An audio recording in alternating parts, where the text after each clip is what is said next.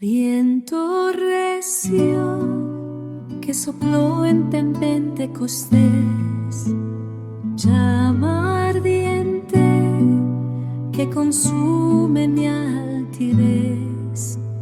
Ven, Espíritu Creador, inunda mi ser.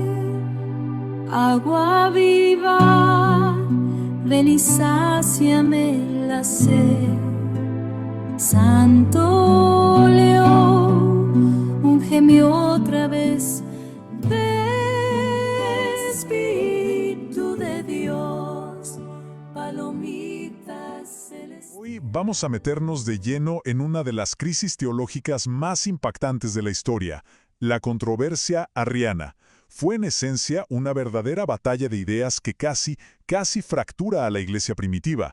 Y lo más interesante es que no fue por un enemigo de afuera, sino por una pregunta que nació desde sus propias entrañas.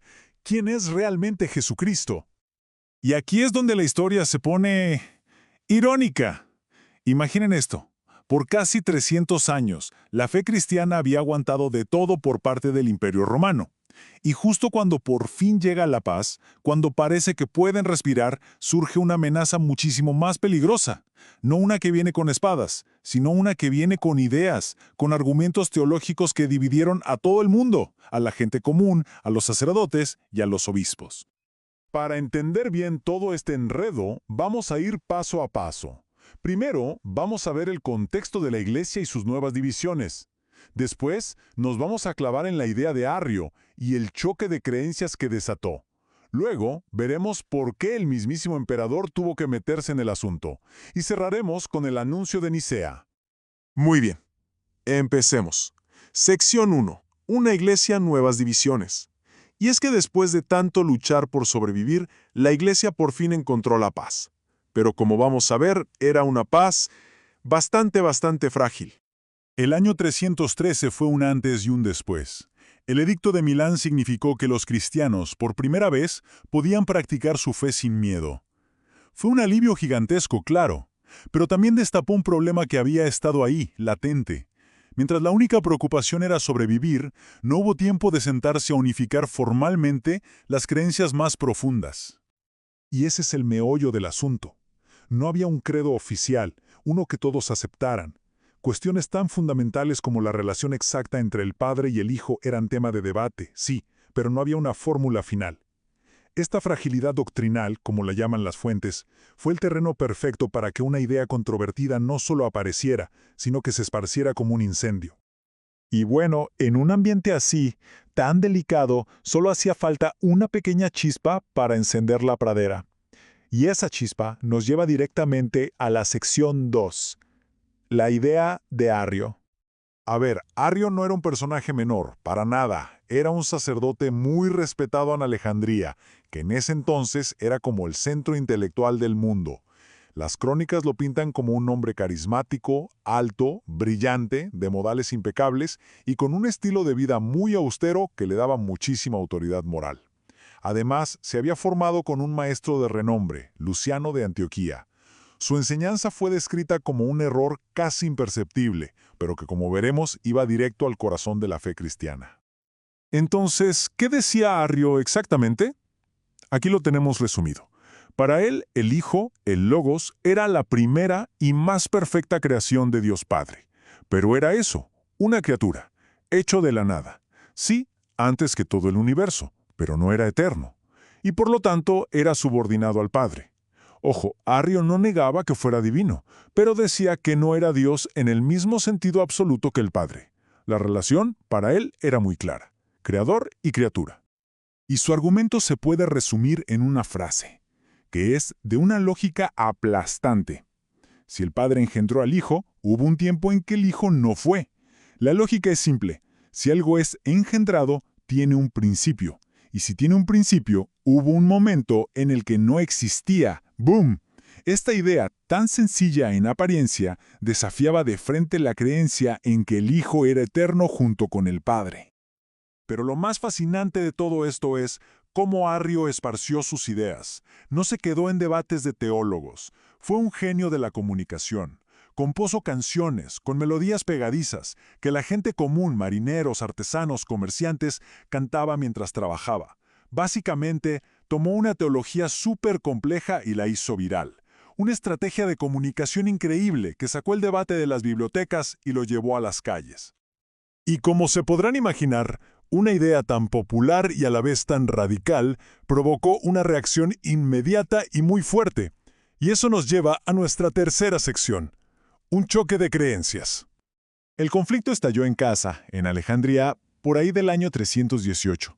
El jefe directo de Arrio, el obispo Alejandro, se dio cuenta de a dónde llevaba esa enseñanza y lo confrontó.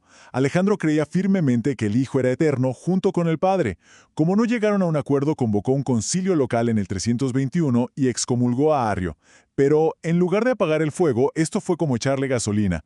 Arrio se fue, buscó y encontró apoyo en otros obispos muy importantes y convirtió un problema local en una crisis regional. Para que quede todavía más claro, vamos a poner las dos visiones frente a frente. Para los arrianos, el Hijo es una criatura. Sublime sí, pero criatura. Para la visión ortodoxa es engendrado, no hecho. Para Arrio, el Hijo es subordinado. Para sus oponentes es coeterno. Y aquí la clave. Para los arrianos, el Hijo tiene una sustancia similar a la del Padre. Para los ortodoxos, tiene la misma sustancia. Y por supuesto, la gran pregunta, ¿hubo un tiempo en que no fue o él siempre fue? Y esa palabra, homoousios, se convirtió en el campo de batalla de toda la controversia. Es una palabra griega que significa de la misma sustancia. Para los defensores de la ortodoxia, como Alejandro y su discípulo Atanasio, esta era la única palabra que podía blindar la divinidad total de Cristo. Decir que el Hijo era homoousios con el Padre significaba que no era una criatura, sino Dios en el sentido más absoluto y completo.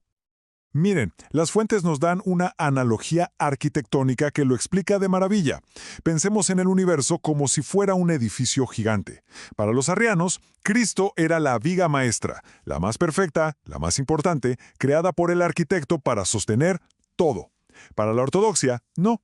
Cristo no era una viga, era parte del mismísimo cimiento eterno, hecho del mismo material que el arquitecto. La pregunta entonces era, ¿es la pieza más importante de la creación o es el creador mismo? Esta disputa se volvió tan pero tan grande que dejó de ser un asunto interno de la Iglesia. Y aquí es cuando la política entra en juego. Llegamos a la cuarta sección, el emperador interviene. El emperador Constantino acababa de lograr algo enorme, unificar todo el imperio romano bajo su mando en el año 324. Su prioridad número 1 era la paz, la estabilidad, y de repente una iglesia dividida con pleitos en ciudades clave era una amenaza directa a esa unidad. En un imperio donde la religión y la política empezaban a ir de la mano, un problema religioso era también un problema político. Al principio Constantino no entendió la gravedad del asunto. De hecho, las fuentes nos dicen que mandó una carta a Arrio y Alejandro regañándolos, diciéndoles que peleaban por una disputa trivial e insignificante sobre palabras. Él pensaba que era una discusión de intelectuales que se estaba saliendo de control, sin darse cuenta de que para la gente lo que estaba en juego era la naturaleza misma de su Salvador.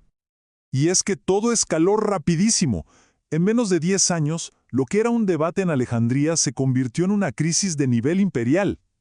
La excomunión no paró a Arrio, la carta de Constantino no sirvió de nada. El emperador se dio cuenta de que necesitaba hacer algo drástico, algo definitivo. Y esa solución drástica nos lleva a nuestra última sección, el anuncio de Nicea. La situación ya era crítica. Su enviado personal, un obispo muy influyente llamado Ocio de Córdoba, había ido a Alejandría para mediar y tampoco lo logró. La división era cada vez más profunda, y Constantino, que se veía a sí mismo como el pacificador del imperio, entendió que la unidad del imperio dependía de la unidad de la Iglesia. Y entonces toma una decisión que no tenía precedentes en la historia. En lugar de mandar más cartas, decide hacer algo radical. Reunir a los líderes de la Iglesia, a los obispos de todas partes del imperio, desde Hispania hasta Persia, en un solo lugar, para un gran concilio. Sería la primera reunión ecuménica, o sea, universal. El objetivo era súper ambicioso, terminar con la controversia arriana, establecer una doctrina única para todos y, de paso, asegurar la paz en su imperio. El lugar elegido fue la ciudad de Nicea, en la actual Turquía, en el año 325. El primer concilio de Nicea había sido convocado. La pregunta que quedó flotando en el aire era enorme. ¿De verdad podrían cientos de obispos con ideas tan opuestas llegar a un acuerdo? ¿Se haría realidad la visión de Constantino de una fe unida para un imperio unido? El escenario estaba listo para un momento que definiría la historia, pero lo que pasó allí en el concilio de Nicea, eso lo veremos en nuestra próxima entrega. Agua viva, ven y sáciame la sed. Santo León, úngeme otra vez. Espíritu de Dios, palomita celestial, reposa en mí, tu santo templo trae tu paz. Ven, consolador divino, huésped de mi ser, y en tu amor